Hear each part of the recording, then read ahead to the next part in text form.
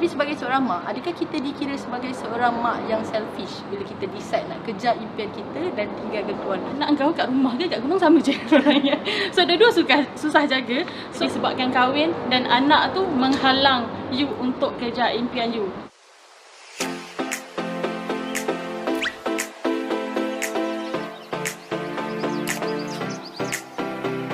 Okay, Assalamualaikum, so welcome back to my channel. Video hari ni, I nak share dengan korang tentang pengalaman hiking sebagai seorang ibu. Okay, hari ni I ada tetamu istimewa, iaitu kita ada Nabila J. Nabila J merupakan seorang konsultan Mary Kay. Gitu lah, promote pula sempat. Dia juga merupakan seorang pendaki gunung. Pengalaman paling hebat dia lah bagi aku, achievement, the best achievement yang dia pernah buat ialah bila dia bawa anak dia pergi naik Himalayan Mountain pada umur 1 tahun. So hari ni kita nak tanya dia sendiri apa benda yang dia fikir dalam kepala dia masa dia bawa anak dia. Okay Bella, berapa lama hike dan berapa lama suka aktiviti outdoor ni? Oh, okay. So macam I memang suka outdoor daripada kecil. Memang jenis yang main selut semua benda tu lah. Lasak lah. Kita lasak kat pokok semua benda tu kan. And I start hiking dekat UAE lah. Masa I start masuk UN, kita ada banyak aktiviti semua tu kan. Dari situ lah I start slowly naik broga, naik bukit-bukit. Lepas tu ni pula kan, dah join camping dengan Achan lah. Tu first time I pergi trip dia. Nak jadikan cerita terjumpa pula kan, bakal jodoh pula. So kahwin lah, malas lah nak kat short story kahwin. So start dari situ lah, lebih daripada ni. I pun memang ada impian nak bawa family travel, nak bawa anak travel. So kira macam jackpot lah jumpa dia ni. So kahwin tak suka. Start dari situ lah makin aktif. Ada beza tak sebelum dan selepas kahwin? Dari segi, yelah, seorang pendaki, seorang orang perempuan yang minat outdoor, ada beza tak sebelum kahwin dan selepas kahwin? Ada beza. Beza dia makin teruk. Kira dia macam I ada perempuan susah kan nak naik gunung. Mak bapak tak bagi.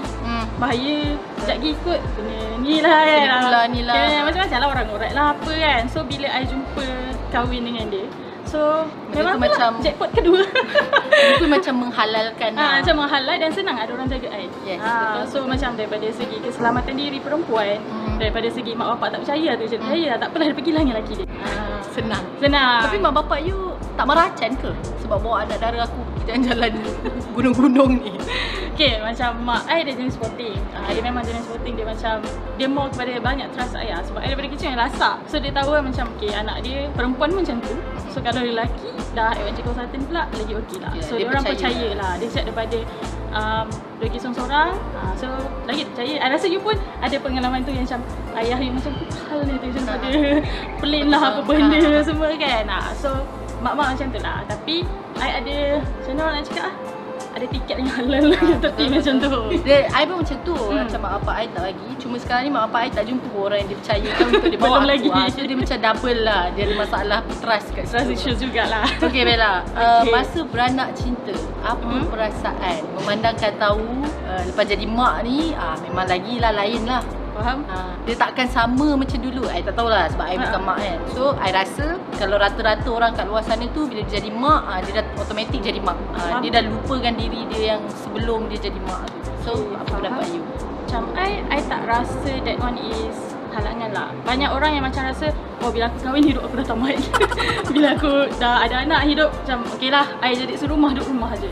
Macam I jenis yang macam I memang ada dreams. So I macam kenapa satu benda tu akan menyebabkan kita stop kita punya dreams. So you kena dreams je, tak kisah.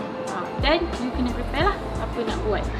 So masa I first time melahirkan tu, before tu I tahu, okay, aku dah ada anak, macam dengan husband, kita kena juga bawa anak kita travel. Okay, because kat situ kita create memories.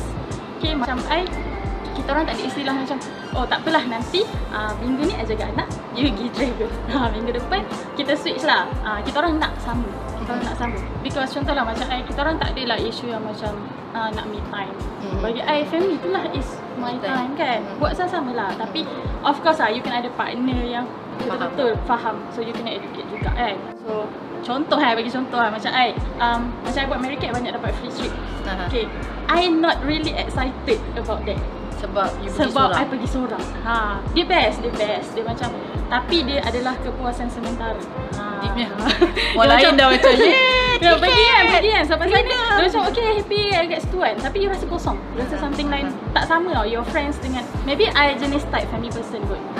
Manusia kan ada 4 jenis type kan. So I type yang I nak dengan family. Sebab I dengan family pun macam tu. So bila I ada family sendiri pun I nak macam tu. Itulah macam contoh dapat satu je yang I excited, I dapat pergi Afrika hujung tahun ni. Tapi tak tahu, dah harap COVID reda lah kan.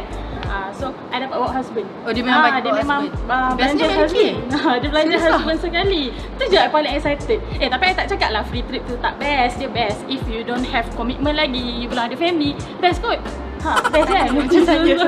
So you memang free. Dapat free pula tu kan. So I boleh bawa dia, cakap okay tak apa, balik nanti Amerika cakap you boleh extend sampai bila you nak. Tiket tu nanti dia akan belanja. So I akan cakap okay, yang tak apa kita pergi dulu. Nanti cinta Kilimanjaro. So nanti anak cinta dengan nenek saya akan pergi kan. Okay. So tak adalah isu. Memang ada anak lagi excited. So tak ada tu rasa tak boleh, kena stop. Tak ada. Apa cabaran utama sebagai seorang ibu untuk bawa anak pergi travel? Benda ni I tahu tak mudah sebab kau nak jaga anak kau kat rumah pun masalah. Itu pasti korang jangan kecam aku. Sebab ini benda ni komplain daripada ramai orang. Apatah lagi nak bawa dia pergi travel yang memang perlukan 24 jam punya attention. Comment. Anak kau kat rumah ke kat gunung sama je orangnya. So dua-dua susah jaga. So macam you choose your heart lah. Maksudnya kat rumah pun susah, kat luar pun susah. Tapi kat rumah, dah duduk rumah, bosan pun susah. Baik aku kat luar, happy dan susah dekat situ. So dua-dua sebenarnya ada pro and cons dia lah. Tapi of course lah kena prepare. Macam I masa first tu bawa dia setahun lagi. Kita orang sebenarnya planning setiap birthday ni kita pergi Nepal, balik kampung. Tapi ni ke tahun ketiga tak boleh COVID kan. So bila pergi dah 2 kali lah kan dia pergi. 2 kali. The first tu Annapurna Circuit, second one Madi Himal. Dua-dua snow. Sebab memang date birthday dia tu. Oh, dua-dua date birthday dia? Dua-dua. Untung jadi cinta je. Dekat atas gunung, orang tea house tu buat cake untuk dia pakai telur. So susah dia sebab I breastfeed masa tu. Lepas tu nak menjaga dia lah. Kira macam nak jaga diri kita, lepas tu nak jaga lagi anak. So part susah tu actually I nak cakap sama je. Dia tak ada beza sangat pun. It just that dekat sana pay more extra sikit je. Tak ada yang berbeza sangat pun. So jangan takut nak bawa anak pergi travel ke pergi gunung, sama je. Okay, I ada follow Bella ni macam dah lama jugalah I follow dia dengan lelaki dia. And I sendiri tengok perjalanan diorang, especially masa dia bawa cinta anak diorang pergi naik gunung. And benda yang paling catch my attention ialah bila I tengok dia punya Insta story, dia punya story pasal dia punya breastfeeding journey. Ini I memang tahu satu hari nanti aku nak interview kau. Aku dah lama dah tunggu, 2 tahun aku tunggu. Sekarang aku ada YouTube channel, aku tanya. So, breastfeeding journey dekat dalam salji, dekat atas gunung. Breastfeeding itself dah orang kata penat. Orang kata penat kan? Breastfeeding penat lah, dia macam nak menghasilkan production. Kan? Benda tu susah. Lepas tu macam mana Bella you boleh dekat atas gunung masa tengah hike? Cerita sikit perjalanan sebenarnya aku tak tahu apa sikit sebenarnya. Okay, tapi sebenarnya nak kata susah taklah susah breastfeed tu sebab dah memang kita punya kewajipan kan. Even kat dalam Al-Quran pun ada cakap hak untuk anak tu adalah 2 tahun. So kita kena breastfeed dia. Tapi kecuali kita ada sebab-sebab yang tak boleh, sakit ke apa ke, tapi kadang-kadang ada je kita yang menggunakan alasan kita sendiri. So bagi I everything is about mindset lah. Bila mindset kau cakap macam tu, kau punya body boleh buat. Ramai orang cakap macam tak ada susu lah, apa benda semua tu kan. Tapi bagi I, you have to find the solution lah. So macam I tahu lah solution. You kena tahu lah, you can try and error, experiment what is your meat booster semua tu. Macam I pergi gunung kan, I tahu meat booster I macam longan kering, kurma merah dengan bali. So I memang bawa begitu packing kecil-kecil yang dry. Okay. So you makan kat sana? Tak, I akan buat air. So I akan ambil air, so I campak benda tu dalam tu. Minum? Yes, minum. Untuk production lah. Untuk production lah kan. Pelik macam production. Okay. So actually nak kata susah tu dia quite mencabar lah. Tapi I rasa benda tu is your achievement lah untuk buat. Yang susah paling susah lah part I rasa susah adalah dekat Gunung Salji, kau nak buka baju I tengok tau gambar-gambar you. Dia pelik-pelik punya tempat. Tapi tu yang best. Itu yang macam best. catch That my is eyes your kan. experience. Benda yang siapa je ada experience macam ni lah. Kau kena buat. Aku kena mengandung dulu, kena lahirkan budak dulu. So yang tu lah, I tahu you kena tahu you punya body lah. You kena kenal badan you. So untuk tu mental lah. Tak sejuk ke? Actually dia tak sejuk sangat. Tak nak buka je sebab kulit bertemu kulit. Sejuk kan? Tak sejuk. Tak sejuk, Dia panas dah merasakan body heat. Okay. So contohlah kalau orang kena hypothermia kat gunung kan, kau bogel, kau peluk. So body lah duduk dalam satu sleeping bag. Okay. So macam I dengan cinta masa nak buka tu lah. Lepas angin ke tempat yang open tu lah mencabar bagi I. Tapi bila dah duduk tu dah selesa, actually okay. Okay je. Tapi yelah bila kita breastfeed, bukankah kita badan kita akan jadi macam lebih penat? Lepas tu you nak hide lagi, nak sambung hide lagi.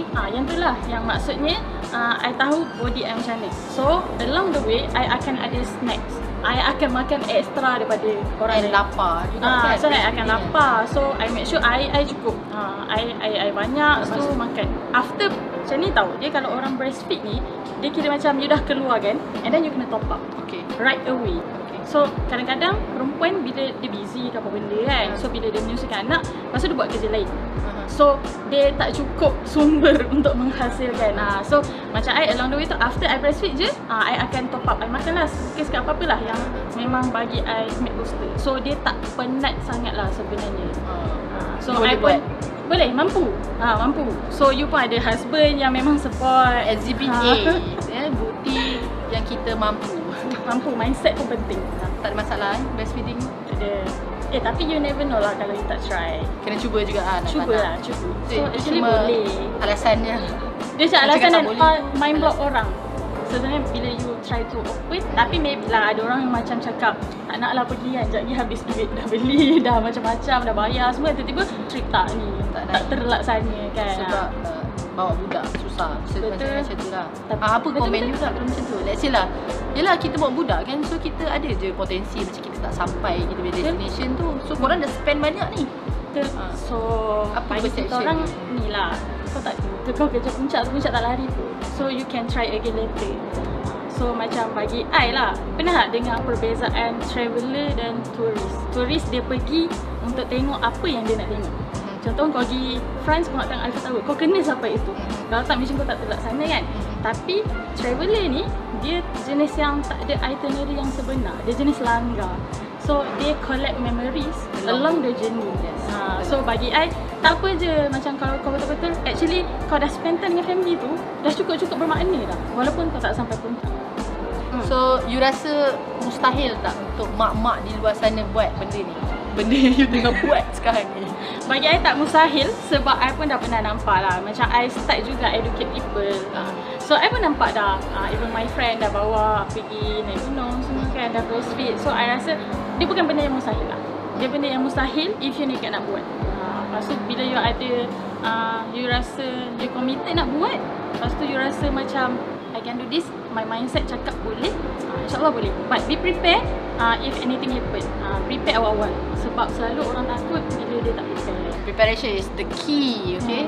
Okay, last, apakah kata-kata semangat dan tips untuk mak-mak di luar sana ataupun gadis-gadis yang belum berkahwin di luar sana? Mungkin you nak pesan sepatah dua. Okay, tadi ada pesan lah kan, macam tips nak bawa. Just yang tadi tu saya cakap, tapi maybe untuk orang yang single. Okay, so orang yang single janganlah takut nak kahwin, janganlah takut nak ada anak. Jangan rasa disebabkan kahwin dan anak tu menghalang you untuk kejar impian you. Bagi I lah, kadang-kadang orang cakap, I tak boleh buat macam tu lah, nanti ada anak, I tak boleh. I cakap macam ni je, tak kesian ke anak you? Tiba-tiba anak you jadi punca, jadi penghalang you. Sedangkan anak tu adalah punca rezeki kita tau. Bila kita cakap, oh anak aku punca rezeki, aku jaga dia elok-elok semua benda ni, Allah akan bagi aku rezeki kan. Tapi ada juga yang cakap, oh sebab anak aku lah aku tak boleh berjaya, sebab anak aku tak boleh kejar impian aku. So tak kisah ke anak you. Gitu. Oh, deep shoot. Okay, let's say lah, lagi satu last, ni bonus lah. Adakah kita dikira sebagai mak yang selfish? Okay. Kalau kita decide nak buat juga benda tu, knowing that benda tu berisiko. So ada possibility yang benda tu akan menyebabkan kecelakaan lah kat kita. Dan belakang tu ada, kita nak tinggalkan suami dan anak kita. Maksudnya kita pergi seorang ke apa? Contohlah kita pergi seorang lah okay, kan. okay, Contohlah okay. kita nak pergi seorang, suami kita cakap okey tak apa, you boleh pergi. Suami bagi, tak ada masalah. Biar I jaga anak, sekarang you pergi. Tapi sebagai seorang mak, adakah kita dikira sebagai seorang mak yang selfish bila kita decide nak kejar impian kita dan tinggalkan keluarga? Oh, tak selfish. Bagi I tak selfish lah. So boleh buat? Dia depends lah. Dia actually, I cakap macam tadi kan, manusia ada 4 jenis. So dia ada jenis yang jenis kejar impian, jenis kejar ni. Tapi apapun kau buat pun jangan tinggalkan keluarga kat belakang yang macam kau kejar something sampai kau hilang keluarga kau. Tapi if you ada that discussion yang persetujuan antara apa ni, you punya husband dan dengan anak you, dan orang nak cakap kan, kalau kau nak mati kat orang mana je, risiko is everywhere. So tapi bila you nak pergi kat gunung tu, you tahu bahaya, it's a calculated risk. Maksudnya you kena prepare, you kena tahu what if you kena ada plan A, B, C, D. Ada orang cakap I tak suka what if punya plan sebab I tahu I nak, so I tak nak fikir benda negatif. But you kena prepare. You punya plan. So bagi I dia tak selfish pun. Just you kena ni. Tapi kalau rasa nak pergi gunung tak tahu anytime pun ambil lah hibah. Bagilah dekat partner kan. Okay. Alright, thank you so much Bella for your time. Terima kasih banyak-banyak. Kalau korang rasa video ni bermanfaat, honestly benda ni sangat menginspirasikan especially untuk aku. So ini adalah salah satu sumber inspirasi I jugalah. Okay, kalau kita Akan YouTube supaya Amin. Amin. So ini adalah salah satu sumber inspirasi jugalah. Sebab benda ni I tahu. So I naik gunung pun, I naik surang pun I rasa susah. Apatah lagi bila kita bawa anak kan. So I rasa macam kalau Bella boleh buat, mesti kita boleh buat. Okay. Yes. So kalau korang rasa video ni bermanfaat, jangan lupa share, jangan lupa komen, jangan lupa klik the like button. Assalamualaikum dan subscribe. Okay, Bye. bye.